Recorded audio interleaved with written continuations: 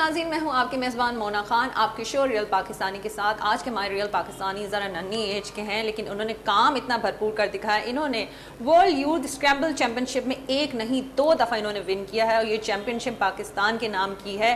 और ये इस चैम्पियनशिप में 13 से 15 ममालिक ने पार्टिसिपेट किया था, लेकिन इन्होंने भी कर दिखाया कि पाकिस्तानी किसी से कम नहीं। तो आज के हमारे रियल पाकिस्तानी सैयद इमाद अली हमारे साथ मौजूद होंगे, तो आइए उनसे मुलाकात करते हैं। हमारे आज की real Pakistani world youth scramble champion हमारे साथ मौजूद हैं। हम उन्हें वेलकम करेंगे, सैयद इमाद अली को। अस्सलाम वालेकुम इमाद, कैसे हैं आप? ठीक हैं? अल्हम्दुलिल्लाह ठीक। भाई, पहली बात तो ये कॉन्ग्रेचुलेशंस, मुबारकबाद पूरे पाकिस्तान की तरफ से। आप एक दफ़ा नहीं दो दफ़ा माशाल्लाह से आपने ये चैम्पियनशिप जीती है। क्या आपका हैट्रिक करने का इरादा है? इरादा तो पूरा है। ये चैम्पियनशिप है, इसके हर साल इसका इवेंट होता है, तो अल्हम्दुलिल्लाह दूसरी दफ़ा इसमें कामयाबी हासिल की और अगला साल आई थिंक मेरा लास्ट होगा इस इवेंट में, क्योंकि ये अंडर 18 प्लेयर्स के लिए। सो उम्मीद करता हूँ कि उसमें भी कामयाबी हासिल करूँ और हैट्रिक हासिल। वैसे अमाद, आप ये हमें बता रहे थे जिस तरह से आपने ये विन की, ओवरऑल इस गेम को किस तरह से खेला जाता है? ये जो चैम्पियनशिप है तो यूजुअली तो ये फ़िज़िकल होती है, यानी प्लेयर्स एक स्पेसिफिक कंट्री में जाते हैं, होस्ट कंट्री पे, और उधर साथ खेलते हैं।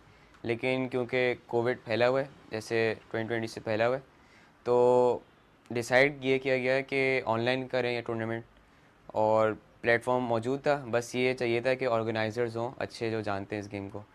सो पाकिस्तान को रिस्पॉन्सिबिलिटी दी गई और उन्होंने काफ़ी अच्छी कारकर्दगी दिखाई, क्योंकि कोविड में आते हैं और ये जो टेक्नोलॉजी में इतना पाकिस्तान की रेपुटेशन नहीं है वैसे, लेकिन उन्होंने दिखाया कि पाकिस्तान किसी से कम नहीं इस मामले में।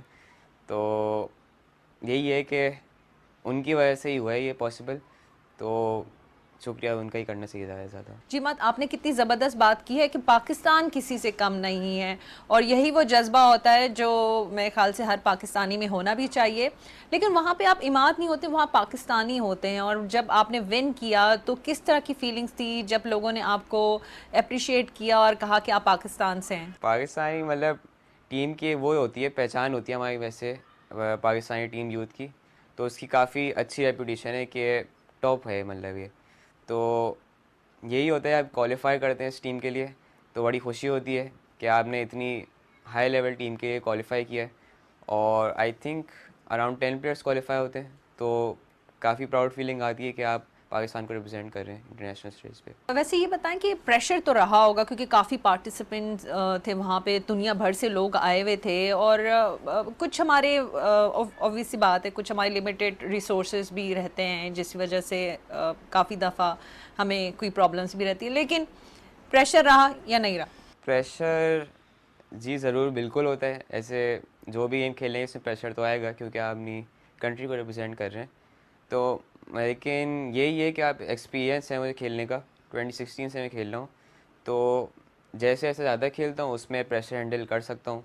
जैसे सीखा है मैंने, जितना आप ज़्यादा खेलेंगे उतना आप ज़्यादा प्रेशर हैंडल कर लेंगे। ये बताएं, ये शौक कैसे आपके अंदर डेवलप्ड हुआ? शौक तो घर से ही डेवलप हुआ, अब्बा ने मुझे सिखाया था गेम, फिर उनके साथ खेलते गया। फिर मेरे स्कूल बीवीएस उन्होंने सपोर्ट किया और टिप्स दी कि आप अपना गेम कैसे बेहतर करें, और इसी तरह उन्होंने इनकरेज भी किया कि आप टूर्नामेंट्स में जाएं, पार्टिसिपेट करें। तो इसी तरह मैं आई थिंक उन्हीं की वजह से ऐसा प्लेयर बना। अच्छा, एक और चीज़ इमाद के, जिस तरह से आपके अंदर ये शौक़ था और आपके फादर ने भी इस चीज़ को एक्सप्लोर किया, और फिर आप माशाल्लाह से आप आज चैम्पियन भी हैं। आप समझते हैं कि आजकल के जो बच्चे हैं, जो आपके एज ग्रुप के हैं, उनके अंदर वो शौक़ है, वो इस तरह खेलना चाहते हैं इस गेम को? रिसेंटली तो काफ़ी स्क्रैबल का नाम बढ़ गया पाकिस्तान में, ये हमारी पाकिस्तान स्क्रैबल एसोसिएशन है, तो उन्होंने काफ़ी इस गेम को प्रमोट किया है। और यही है कि जहाँ भी जाता हूँ मैं तो कई बार पूछता हूँ खेलते हैं नहीं खेलते, लेकिन खेलते इतना नहीं है, लेकिन जानते सब हैं कि है ऐसा गेम, लोग खेलते हैं। तो मुझे बताएं, इसकी क्या स्पेशली कोई ट्रेनिंग्स होती हैं, कोई कोचेज़ होते हैं इस गेम में? जी ट्रेनिंग तो बेस्ट ट्रेनिंग तो हमारी यही होती है कि हम ज़्यादा से ज़्यादा गेम खेलें, एक्सपीरियंस बढ़ाएं, वर्ड स्पॉट कैसे करें, इस तरह की टिप्स। और जैसे वर्ड लर्निंग के सॉफ्टवेयर्स होते हैं ऑनलाइन, जैसे हर चीज़ के आ गए, तो उनका सॉफ्टवेयर होता है, उससे हम प्रैक्टिस करते हैं। इसके अलावा पाकिस्तान स्क्रैबल एसोसिएशन उन्होंने हमें कोचेस प्रोवाइड किए हैं और टीचिंग सेशंस भी होते हैं हमारे, कि वो अपनी टिप्स बताते हैं, आपको बताते हैं पढ़ाई किस तरह करें और मतलब अपना गेम किस तरह इम्प्रूव करें जनरली। अच्छा, अभी आप छोटे से हैं माशाल्लाह से, अभी मेरे ख्याल से 15-16 साल आपकी एज होगी, तो किस तरह से आप अपनी स्टडीज़ को मैनेज करते हैं? पढ़ भी रहे हैं ऑब्वियस सी बात है, और अभी क्या कर रहे हैं? और इसके साथ साथ क्योंकि ये गेम भी आप खेल रहे होते हैं, तो किस तरह से फिर इसको भी मैनेज करते हैं और टाइम देते हैं? जैसे आपने कहा कि पढ़ाई तो चलती रहती है, तो अभी तो मैं करंटली ओ लेवल्स कर रहा हूँ स्क्रैबल के, लेकिन टाइम निकालना पड़ता है क्योंकि इंटरनेशनल स्टेज पे पहुँच गया हूँ, तो इस पे मेहनत करनी पड़ती है कि अपना गेम बेहतर से बेहतर हो। तो अराउंड 1-2 आवर्स डेली जब छुट्टियों में होते हैं तो ज़्यादा टाइम देते हैं, और वैसे स्कूल के दौरान तो जितना टाइम मिलता है कोशिश करते हैं ज़्यादा से ज़्यादा। क्योंकि अब जाहिर सी बात है, जिम्मेदारियां उस तरह से बढ़ चुकी हैं और एक्सपेक्टेशंस भी उस तरह से बढ़ चुकी हैं, क्योंकि माशाल्लाह से आपने जो पोजीशन एक नहीं दो दफ़ा विन की हैं, तो क्या लगता है, क्या एक्सपेक्टेशंस हैं लोगों की अब आपसे, और उसको कैसे लेते हैं आप? पहले कहा था कि एक्सपेक्टेशंस तो जैसे आप आगे प्रोग्रेस करेंगे तो बढ़ेंगी ज़ाहिर है, तो यही है कि मैं काफ़ी टाइम से खेल रहा हूँ, तो मुझे आदत हो गई है कि हैंडल कर सकता हूँ ये वाला प्रेशर, जो आपके गेम का प्रेशर भी और जो बाहर से भी आते हैं एक्सपेक्टेशंस होती हैं। Wish you good luck Imad. वैसे ये बताएं कि फ्यूचर में क्या प्लान्स हैं, क्या करना है अपने आप को, क्योंकि ऑब्वियसली बात है हर एक की ख्वाहिश होती है कुछ ना कुछ करना होता है, तो आपके भी बड़े एम्स हैं, और अभी जिस तरह से आपकी जो परफॉर्मेंस है, आई एम श्योर आपने पाकिस्तान का नाम मज़ीद आगे लेके जाना है। क्या कहना चाहेंगे आप? फ्यूचर में जैसे आखिरी साल आई थिंक मेरा यूथ का आखिरी साल होगा, तो इसके अलावा भी काफ़ी टूर्नामेंट्स होते हैं स्क्रैबल के, जो सीनियर्स के लिए भी होते हैं, तो आई थिंक मतलब सभी खेलते हैं, तो पढ़ाई तो साथ चलेगी, मतलब पढ़ाई मेन ही है, तो वो तो कैरी ऑन करेंगे, इसके साथ स्क्रैबल को भी लेके चलेंगे क्योंकि इतना टाइम इन्वेस्ट किया है, तो उम्मीद है कि और ज़्यादा अपने आप को इम्प्रूव करूँ।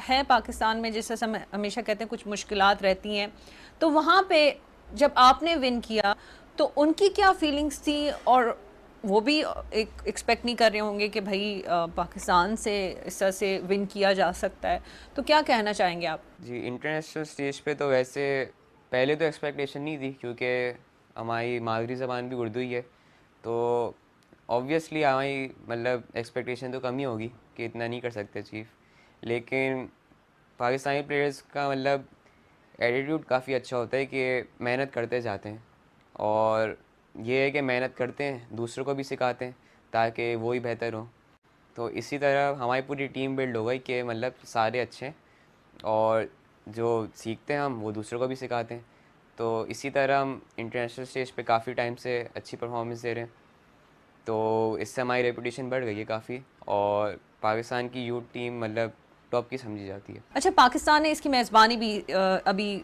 जिस तरह से की थी। जी जी, पाकिस्तान ने की थी। वैसे इमाद, आपके क्या प्लान्स हैं, क्या करना है?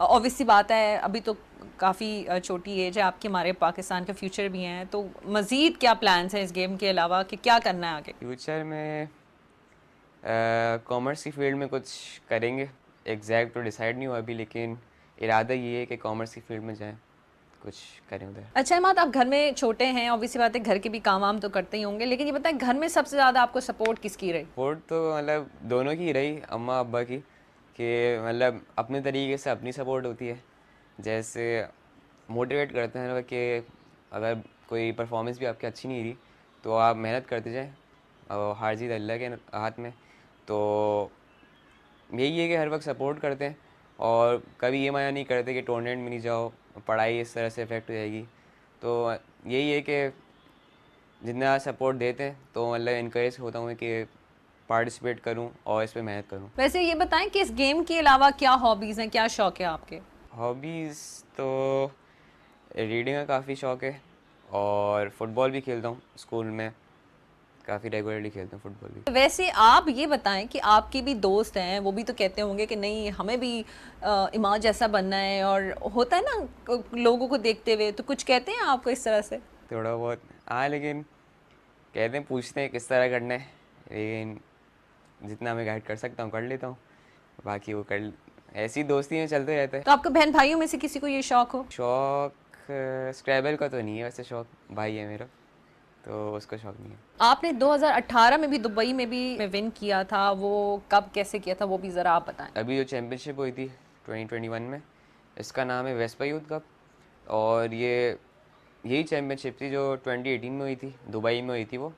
और फ़र्क ये था कि 2018 वाली में फ़िज़िकल हुआ था, यानी प्लेयर्स फ़ेस टू फेस खेला था, और उसमें भी कामयाबी हासिल करी थी मैंने, और पाकिस्तान की टीम भी फर्स्ट आई थी ओवरऑल, जो टॉप 3 होते हैं हमारे। मज़ा किसमें आया था वैसे? मज़ा तो 2018 वाली में आया था, क्योंकि पहली दफ़ा इतनी अचीवमेंट करी थी मैंने इंटरनेशनल स्टेज पे, तो उस पर मेरे लिहाज से ज़्यादा खुशी हुई थी।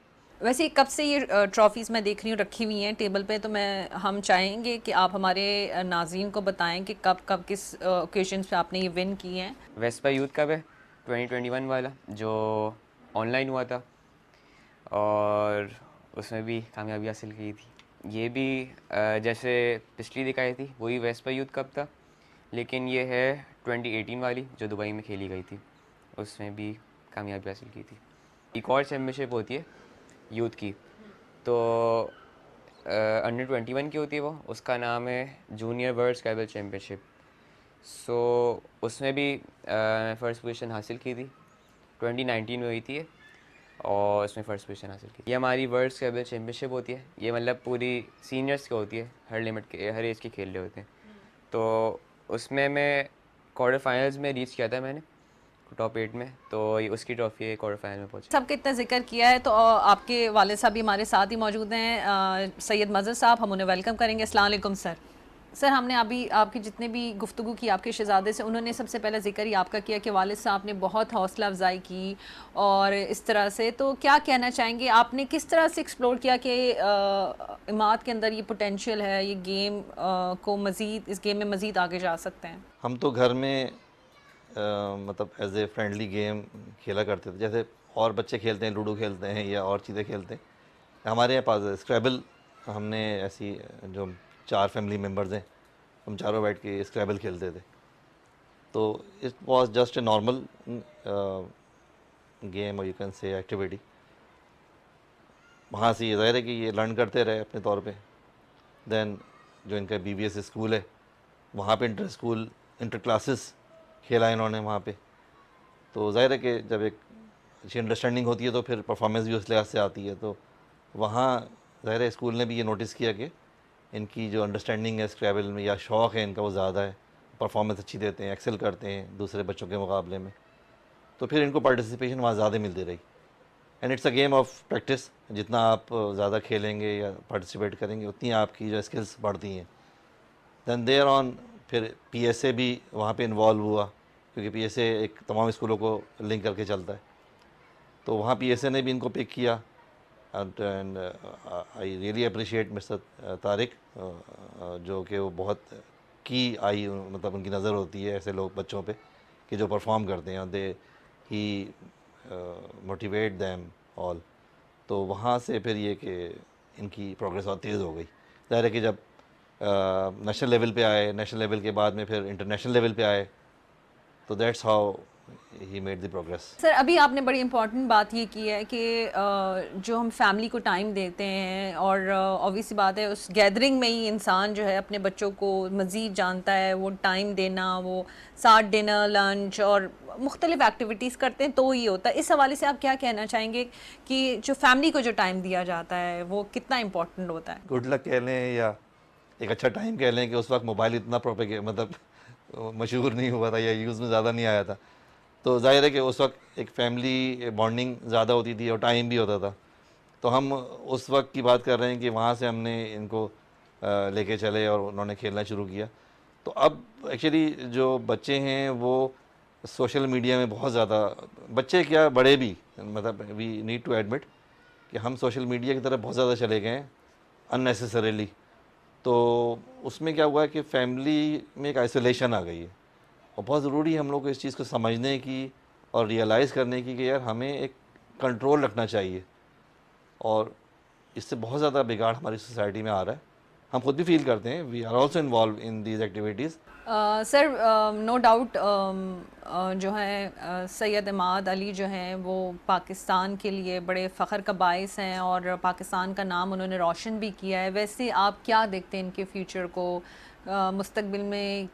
आप क्योंकि फ़ादर भी हैं तो क्या नज़र आता है कि क्या करेंगे ये? अच्छा देखिए, हम हमेशा से हमारा जो एज ए पेरेंट हमारा ये रहा है कि देखें, एजुकेशन इज़ प्रायोरिटी। ये जो स्क्रैबल है या और एक्स्ट्रा करिकुलर एक्टिविटीज़ होती हैं, दीज आर सेकेंडरी।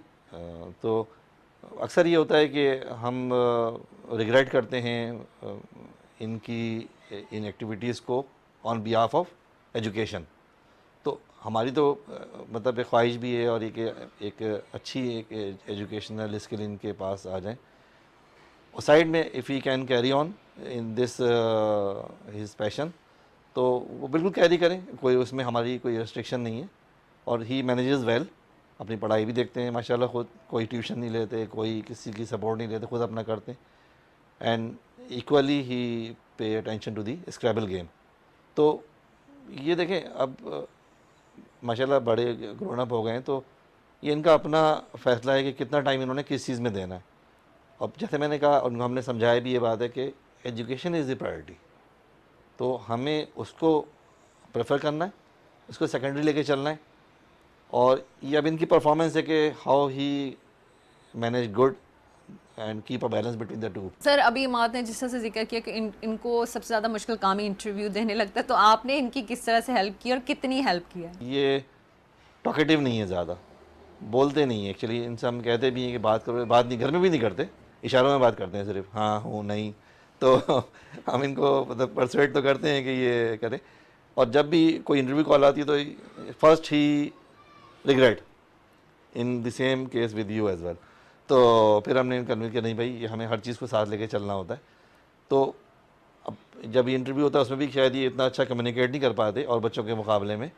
अब तो खैर बहुत इनकी प्रैक्टिस हो गई है कर करके, लेकिन मैंने इनको कुछ की पॉइंट्स बना के भी दिए 2-3 मरतबा कि यार तुम ये पहले गो थ्रू कर लिया करो, then you can pile up on that. तो लेकिन वो अपना इनका अपना स्टाइल है, वो उस तरह ही चलते हैं। कम्युनिकेशन रहता है, कोई बात आप उनको समझाते हैं और बच्चे भी कोई बात होती है वो आपसे कहते हैं।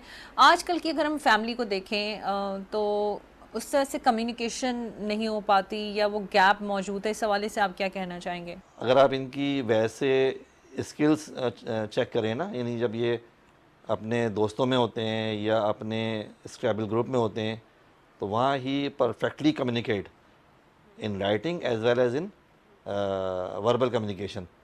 तो स्किल्स अपनी जगह हैं इनकी, but the factor of shyness is there. बहुत शुक्रिया सर, आपने हमें टाइम दिया। हम चाहेंगे कोई बात, कोई मैसेज पेरेंट्स के लिए, कोई आपकी बात। अच्छा देखिए, मैं तो हमेशा ये कहता हूँ कि मैं तो, या हम खुद अभी लर्निंग स्टेज में हैं, ठीक है ना, बट ये कि मैं जैसे मैंने पहले कहा कि हम अपने बच्चों के लिए टाइम निकालें, ठीक है, उनकी तालीम पर तवज्जो दें और उनकी तरबियत पर तवज्जो दें।